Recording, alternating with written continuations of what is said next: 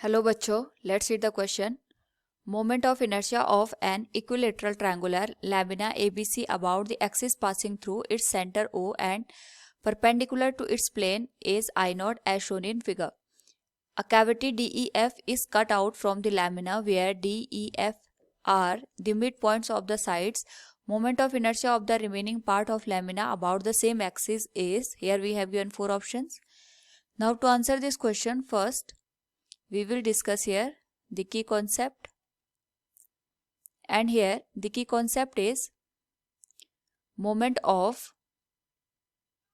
inertia of triangular lamina. यहाँ पे हमारे पास एक ट्रायंगुलर लैमिना दे रखा है which is equilateral in nature. उसके करस्पॉन्डिंग एक सेंटर पॉइंट दे रखा है O, और यहाँ से जो एक्सिस पास हो रही है परपेंडिकुलर टू दिस लैमिना, उसका जो मोमेंट ऑफ इनर्शिया हमें दे रखा है it is given as I not. तो हम यहाँ पे लिख सकते हैं जनरली, अगर हम बात करें यहाँ पे ट्रायंगुलर लैमिना ABC, इसका जो मोमेंट ऑफ इनर्शिया निकल के आएगा it is given as I not. और इसकी जो वैल्यू हमारे पास होती है ये होती है टोटल मास, अगर हम इसका कैपिटल M कंसिडर करें, इनटू जो इसकी लेंथ है.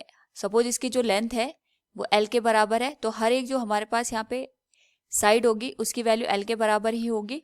It will be ml square by 12 के.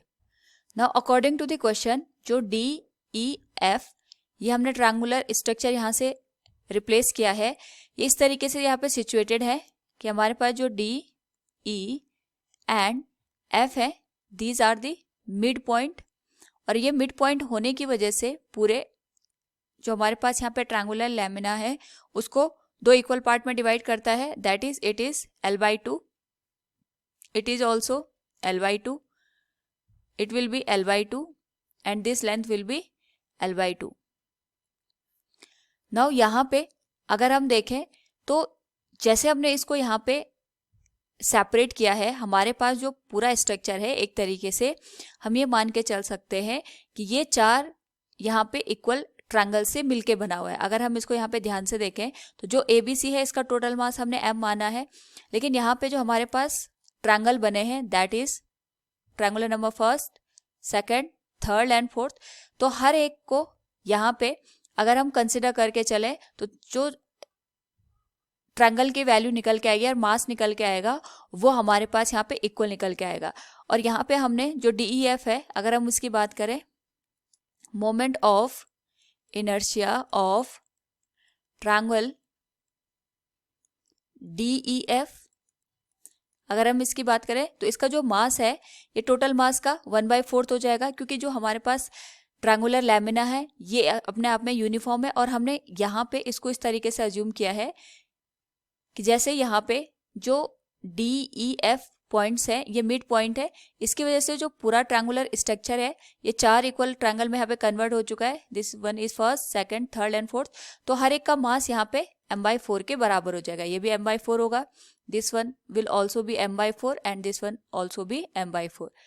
और जो यहाँ पे लेंथ आएगी हर एक की इट विल बी L/2. तो हम यहाँ पे लिख सकते हैं it will be multiplied with L/2 का होल स्क्वायर डिवाइडेड बाय 12.